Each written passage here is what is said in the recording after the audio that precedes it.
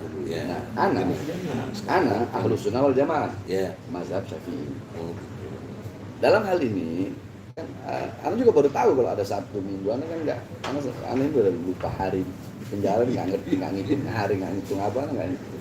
Kalau memang sekarang hari seperti Kamis, itu, besok Jumat. iya. Maksudnya apa namanya? Kalau dalam hal seperti itu, ya tinggal kalau anak tetap metode ru'yah, mau Idul Fitri mau Idul Adha itu anak nggak pernah. Kalau anak ya, nah, ini pendapat anak, ya ini nggak hisab, anak ngitung ru'yah. Adapun tadi Maggie bilang kan beda di Saudi kalau ya kalau begitu masa kita harus mau ngikut ke Saudi, kita nggak bisa ngikut ke Saudi dalam hal sholat aja yang wajib. Di Saudi sholatnya di sana jam berapa waktunya? Kan begitu. Kita di sini beda waktu. Nggak bisa kita mau berkiblat mengikut ke sana. Jadi kita lihat ru'yahnya. Ru'yahnya jatuh berapa? Ya itu.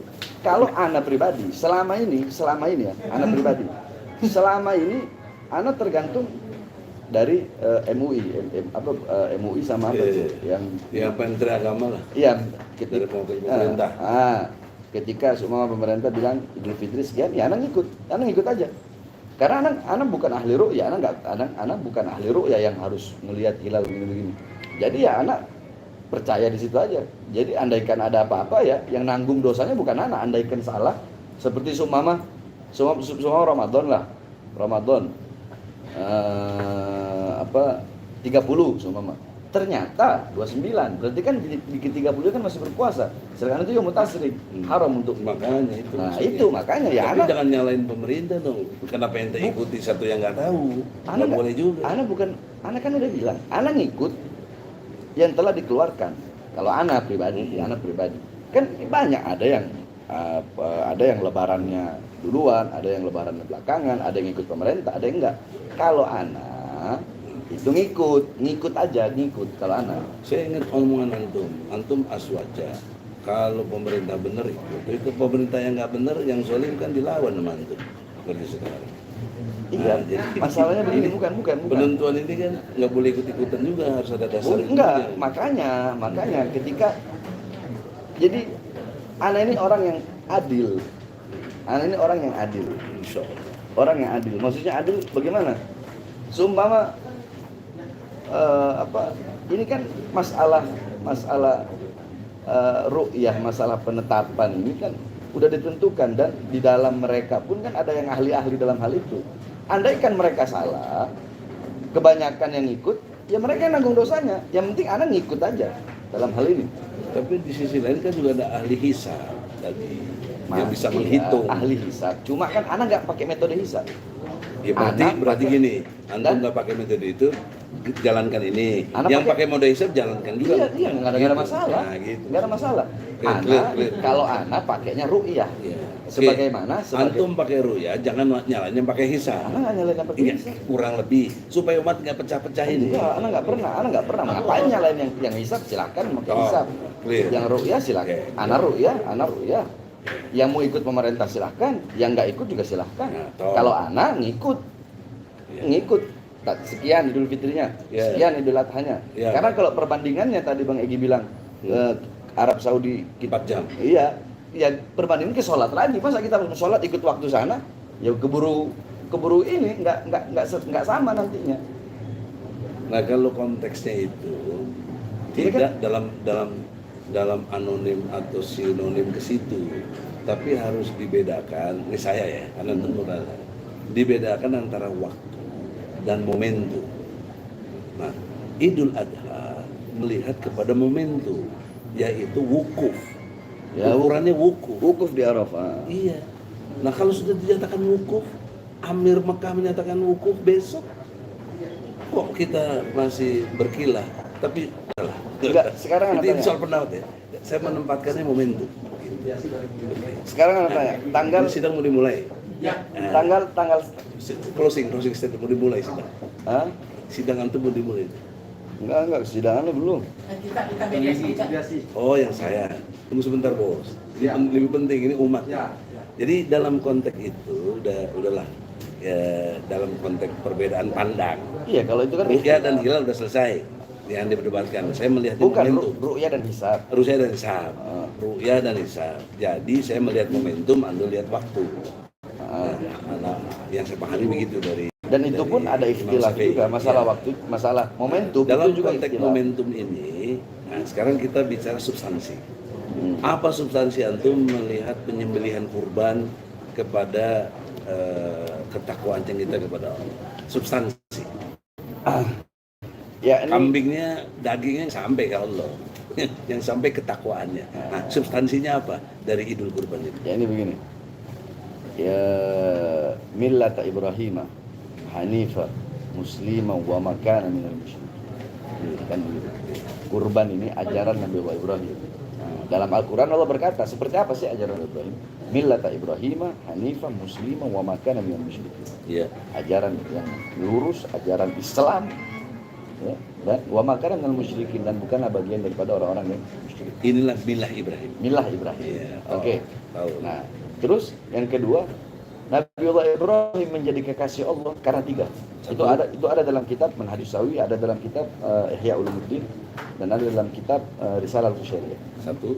Satu, Nabiullah Ibrahim menjadi kekasih Allah. Kan Nabiullah Ibrahim Khalilullah, gelar kekasih Allah. Kenapa?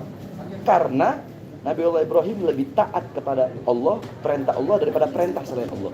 Ketika Allah memerintahkan, bayangkan Nabiullah Ibrahim, lama beliau ini menunggu seorang anak. Ya, suruh disembelih. Tapi ketika anak itu lahir, lagi disayang-sayangnya, lagi dicinta-cintanya, Allah ingin menguji seberapa taat Nabiullah Ibrahim kepada Allah. Oleh karena itu substansinya. Iya, makanya ketika Allah memerintahkan menyembelih anaknya, Nabi Ibrahim nggak pakai bilang, ya Allah, nggak ngeluh, ya Allah, saya baru punya anak, lagi sayang-sayangnya. Nggak ada kata-kata itu. Allah suruh disembelih seorang ayah yang lebih taat kepada perintah Allah daripada perintah siapapun. Nah, Nabiullah Ismail juga. Ya begitu lagi. Tidak ada. Ayah Samina kenapa? wa atona. Iya, kenapa kok saya harus ini? Enggak. Sampai kata Nabiullah Ismail apa? Wahai ayah, saya minta satu.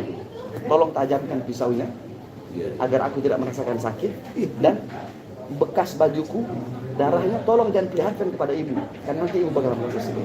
Jadi ini adalah momentum ketaatan seorang ayah dan anak kepada Allah, tanpa yakni ketaatan dan ketakwaan beliau berdua kepada Allah Subhanahu wa taala. Allah suruh perintahkan untuk disembelih, walaupun Allah ganti. Karena Allah hanya menguji. Allah gantilah dengan seekor domba yang berasal dari surga.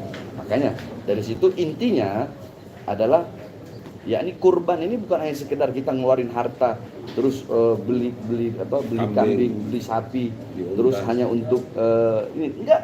Yakni tazidul yakni al-barakah tazidukum fi ta'ah. Ya ini untuk berkah itu bukan bertambahnya kaya, bertambahnya harta, enggak. Tapi al-barakah tazidukum fi ta'ah, bertambahnya ketaatan kepada Allah Subhanahu wa taala. Jadi substansinya intinya dengan kurban ini jangan kita segan-segan. Kalau Nabiullah Ibrahim saja berani, rela, tidak ada ngomong A, B, C, D, Allah perintahkan dilaksanakan. Nah, jadi kita ambil ibrah, pelajaran.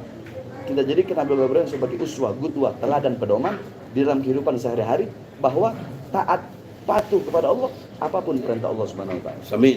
Sami'na wa ata'na. Allah perintahkan ini jalankan. Nabiullah Ibrahim sekalipun harus menyembelih anak.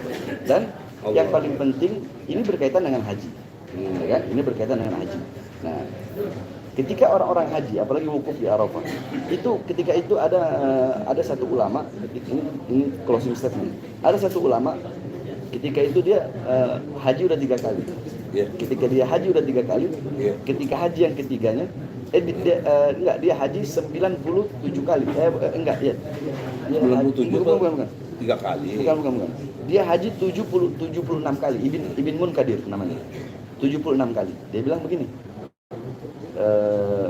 Udah tua. Ya Allah, haji saya yang pertama itu untuk menggugurkan kewajiban. Haji saya yang kedua, saya niatkan pahalanya untuk ayah dan ibu saya.